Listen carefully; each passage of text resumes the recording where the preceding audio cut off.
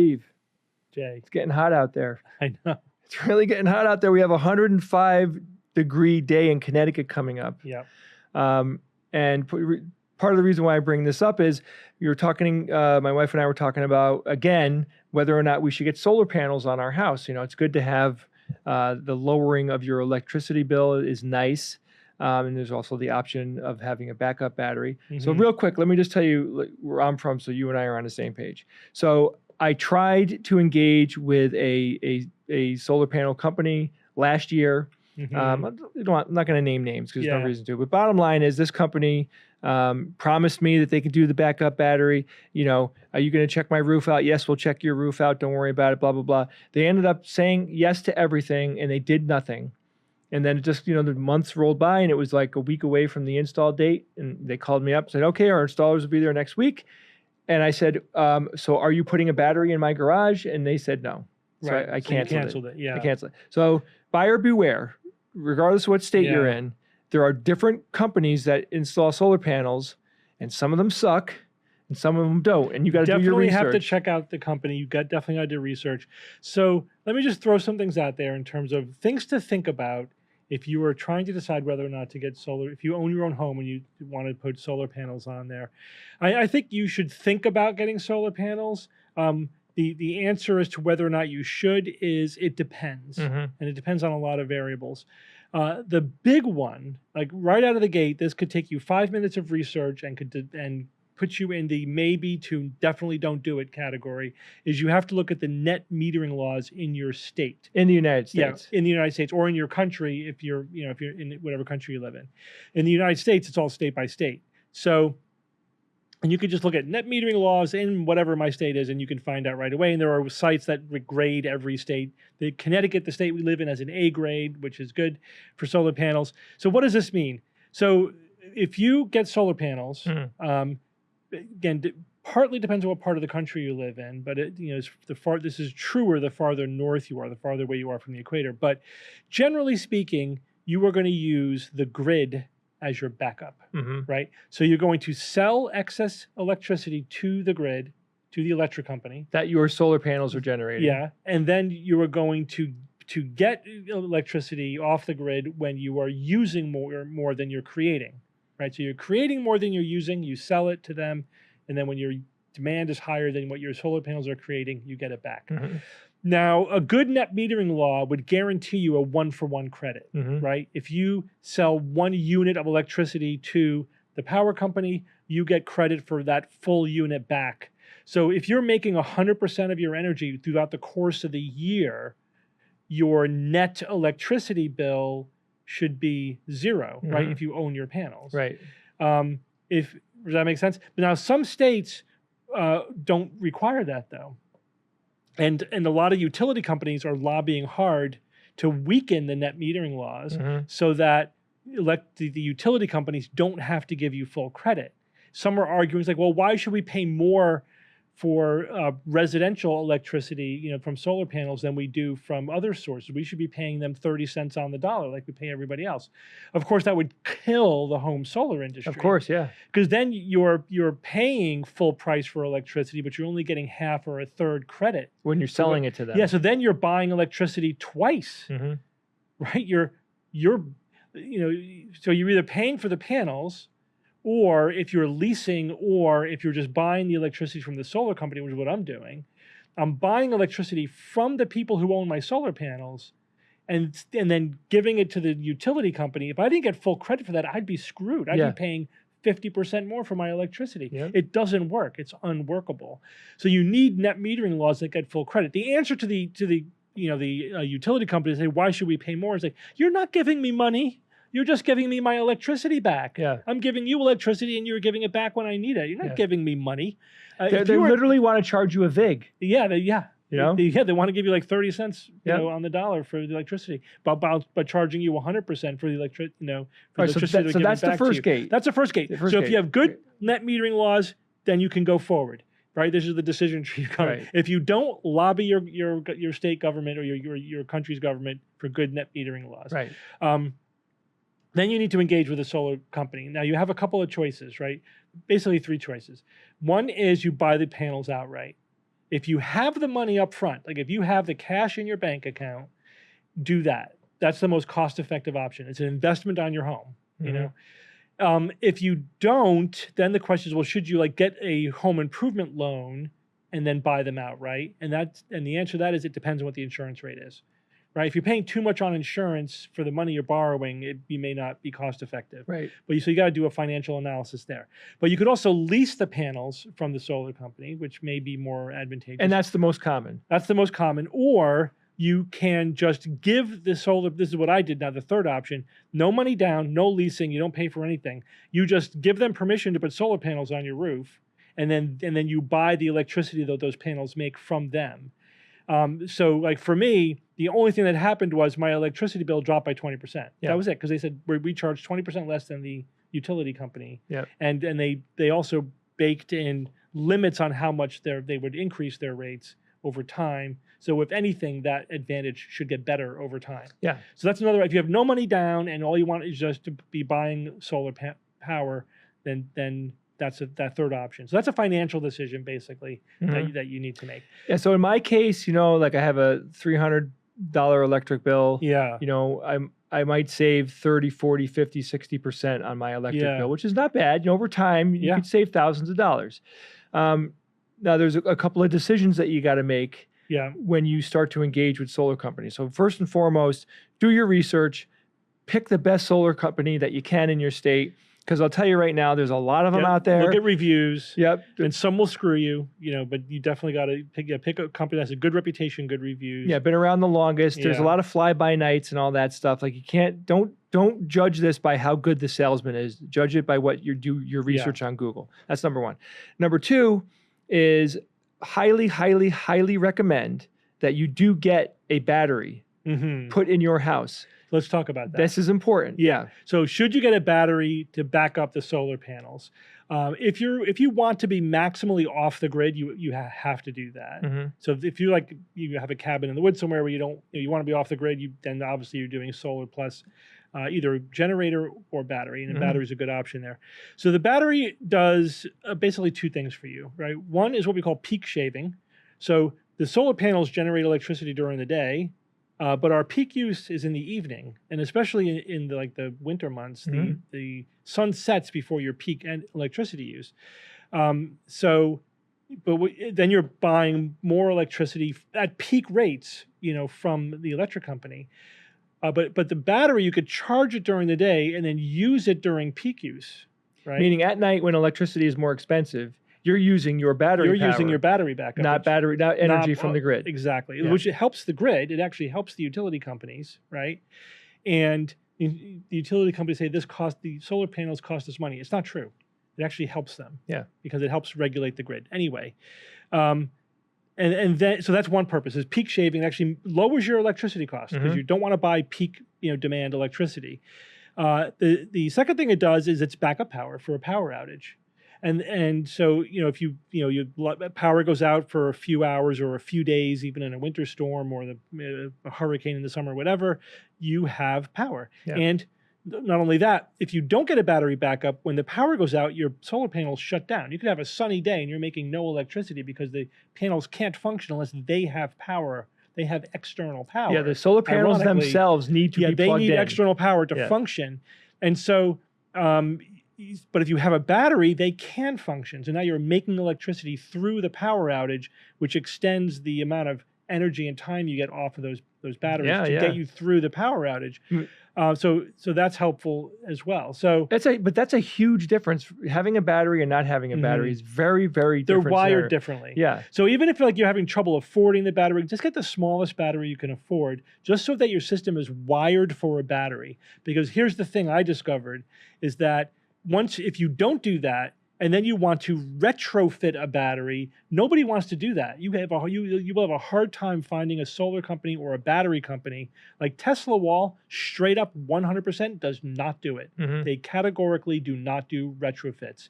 They only install a battery with the solar panels. Right. So, but if you do it up front, then you can always expand your battery capacity later if you want to. So in my circumstance, when this quote, literally, I just got the quote like a week ago from and the company that Steve uses and that I'm engaging with right now is called Sunrun.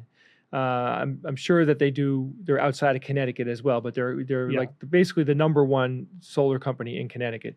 So what the guy told me was, okay, so here's how much money you'll basically save a month without the battery. And then he said, and with the battery, because you're basically leasing the battery from them. If you're as doing well. a lease, Yeah. you're right. Again, if you have the money to buy it outright, that's always the best Yeah, option. but boy, They're are they expensive. expensive. They're It's very expensive. But there's another option looming. Mm-hmm. And this way, if you get the system wired for a battery, then if you at any point get an electric car, you can hook that up too to your system. And that's a huge battery. And electric car companies are now starting to wire the electric cars. Basically, you have to have a DC to AC converter so that when you plug it in at night, not only is it for recharging the battery so it's ready for you in the morning, but that's also your battery backup and your peak shaving battery for your house. You don't need solar panels to have that, but if you do, it integrates well with your solar panel system. So if we're moving in that direction, if you think you might be getting an electric car, all the more reason to get a battery wired into the system when you get the solar panels. Because it's yet another battery hooked into your home system. And a huge one. Yeah. And a huge one. Yeah. So it would probably be bigger than the battery you get for your home backup. Unbelievable. The car battery you get. So yeah, you want to make maximal use of that. That's another option. So a couple other little things to think about. So one is that when you get solar panels on your roof, you need a connection to the grid. Mm-hmm. And probably the grid in your residential area has the capacity to add maybe 2 or 3 houses to the grid, like in your block, let's say, or like for me on my street. Once 2 or 3 people put solar up, that's it. There's no more capacity to hook more people up to the grid. If you wanted to do that, then you would have to basically buy a $5,000 transformer. Now, who pays for that transformer? Well, again, this is the laws in your state. Do they force the utility company to buy that transformer? They don't want to do it. Yeah. It's just they're paying so that you can compete with their energy production. So you might end up having to do that, and of course you don't want to do that. So what that means is be the first one in your neighborhood. So to move quickly. Yeah. Okay. Yeah, move quickly. But just be aware of the fact that like once the local hookups get saturated, then it actually becomes more expensive to hook up to the grid. But also another reason to pay attention to the politics in your state and to lobby for things like, we need grid upgrades. This is one of the reasons why we need to update the grid so that we can have distributed energy production, so that we can have millions of homes with solar panels. Right now, we don't have the connections. Yeah. They just don't exist. The grid they're expensive. Can't handle it. So, Steve, do you envision a future where, because a lot of people are going to have electric cars. Yeah. I mean, lots and lots. I mean, this year, of course, every year over year, more and more electric cars are being sold percentage-wise than gas engines. So do you predict a future where all of these batteries that are in all of these cars are essentially going to be like an extension of the grid itself? Yes, absolutely. That's what the experts are saying. That's the direction we're heading in. Imagine having millions of cars, each with massive batteries hooked up to your home. Why wouldn't we use that for grid storage? Yeah. It's there. Makes perfect sense. It's all in the computer anyway. You could tell the computer, just have my car ready by 8 in the morning, and it will decide like how much energy to take off of your battery to put back into the battery, whatever. And also, think about this. The big thing with the grid is always balancing production and demand. When you have millions of cars with batteries run by computers all talking to each other, that's a way to balance the grid in real time. Yeah. Batteries for grid backup are like the most useful because they're instantly dispatchable and they can also take energy very, very quickly as well. And so, that would be a massive upgrade to the grid. It would be just basically it's sitting right there, like this grid backup right there. All we have to do is just integrate it into the system. I mean, wouldn't it be nice if the U.S. government said, we should upgrade our grid now? Yeah, I mean, they're doing it. There's money in the infrastructure bill. It's not moving fast enough. But it's not fast enough. You're right. Yeah. There was a recent analysis which found that new connections to the grid, like brand new connections, like I want to put wind turbines over there where there's currently no energy production, and I want to send that energy over there. That's like there's a 10 to 15-year wait list for new grid connections. That's crazy. Yeah, we need a way, and there's the regulations are Byzantine. Like we need to streamline the regulations. We need a lot more infrastructure for developing the grid and also allowing for new connections, because we are moving towards distributed production. Yeah. And that requires a massive grid update. But the good news is that if you personally are moving towards a future where you have solar panels, a battery backup, and an electric vehicle, they kind of all work well together. And you're actually cheaper electricity than buying from the utility, which makes, of course, operating your car cheaper, right? You're getting cheaper electricity. That's your miles, on your electric vehicle. It is kind of a nice little system. And the other thing that's interesting is that the solar panels and the battery and your car are all DC, right? They're all direct current. So there was even discussion about maybe figuring out a way to have like a parallel all DC infrastructure, so that you're not converting from DC to AC and then back to DC and then back to AC again. Interesting. Every time. Yeah. Well, I don't know if that's going to go anywhere, and that's for the future. But it is interesting to think about. Like everything we're talking about is all direct current, which of course most of the stuff that we run in our house is as well. So, as a person who has solar panels on their house, and as someone who owns an EV, are you pleased with your solar panels? Yeah. So again, the only effect on my life that it had was 20% drop in my All right. So you can't. power. Right. You can't complain about that. Electricity costs. Yeah. Here's another little tidbit that I wanted to bring up. There was one hiccup with my solar panels, and that was that we needed to repair our chimney. And we found that in order to do that, we had to pull some of the panels off the roof, get the chimney repaired, and then we could put the solar panels back. And logistically, that was a pain. So here's the thing that nobody said to us, including the solar panel company. Before we put these solar panels on your roof, make sure you do any repair work that you might conceivably want to do up there, right? Because once the solar panels are up there, you can't do any work on your roof. And it's not just like physically getting access. Like we couldn't have like gravel coming off of our chimney with solar panels all over the place. Right. So just think about that before you throw those solar panels up there. Do any repairs that need to get done. Well, have a company come in. Have a company inspect your roof. Yeah. And just do anything you have to do before you put the panels up there. I suspect that I'm going to have to replace my roof because my house has, I think, 25-year shingles on them. Right. Shingles have a lifespan of 25 years, and I think I have about 5 more years. And the solar company said we're going to specifically have a guy come with a drone, look at your roof. And we're going to inspect it to see if you need to replace it, because we will not put the panels up there if your roof shingles need to be replaced in the next 10 years or whatever.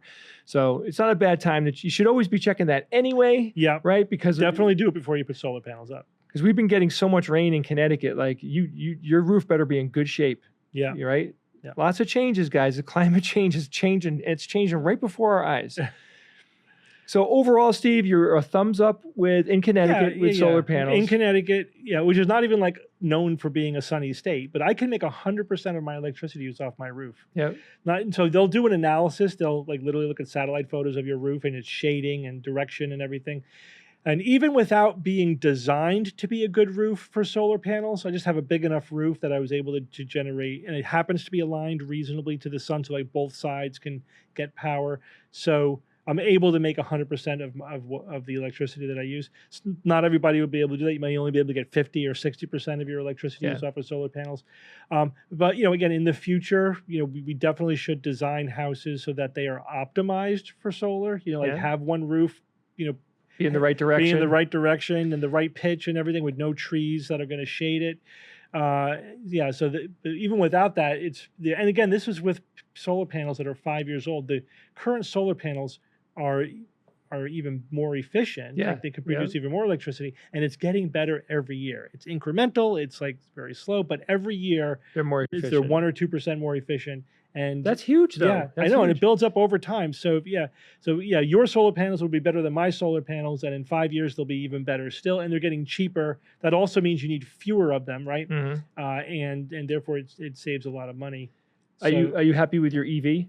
Oh, best car I've ever owned. How is the battery keeping up? Is it still at like? I haven't noticed any drop in range. That's fantastic. Yeah. And you've had it for years now at this point. Yeah, several years. And I recently did a deep dive on like the whole battery range thing because I wrote about it for my blog. And it really is a non-issue. I mean, you have to just do some just basic battery hygiene, which is not again, once you get your system in place, like you just plug it in every night and it basically takes care of itself, right? Then you just don't do stupid things. So it's like don't drive without oil. It's like that kind of thing. Like just don't do that. Anything to really screw up your battery. And we have 10 years now of data, and of course batteries are getting better all the time, but even with the existing, like the older batteries, they really don't lose that much. They initially lose like 5 to 10%, and then it really stabilizes pretty long term. So the estimate is that like if you buy an EV today, your battery should last 300 to 500,000 miles, longer than your car, longer than the average person will own a car. And so you probably will never have to replace your battery as long as you don't do anything stupid, like let it go all the way down and leave it that way for a long time. Yeah, we still don't even really know how long the cars themselves are going to last because they haven't been around long enough. But apparently... But there's no maintenance. Yeah, they last a very, very long time. Like we're going to be doing the big hand-me-down of these EVs to our kids, and they could last a generation and a half. Yeah, and if the car itself is sort of at the end of its life, you just take the battery and put it on the grid somewhere. Yeah, you repurpose them for grid storage, so they're not going anywhere, even if they're at 50% capacity, which is again, there's no reason to think they're going to get that bad. But even if it were, it may not be useful for a car anymore. But so what? You put it on, you hook it up to the grid, and you have grid storage. I would imagine that at some point they're going to be taking all those quote unquote old EV batteries out of the old cars, and they'll have a place to put them or recycle them. I hope. And batteries, the car batteries are getting much better as well. Like already in the pipeline, there are lithium-ion batteries with twice the energy capacity of what you're driving around with today already. Yeah. And by the 2030s, it'll be 4 times the capacity. Yeah. So it's happening very, very quickly. And again, these things all feed off of each other. So it's all good. It's great to see that snowball effect happening in something that, could be a significant player in helping global warming. All right. Thank you, Steve. That was very fun and educational. Anytime.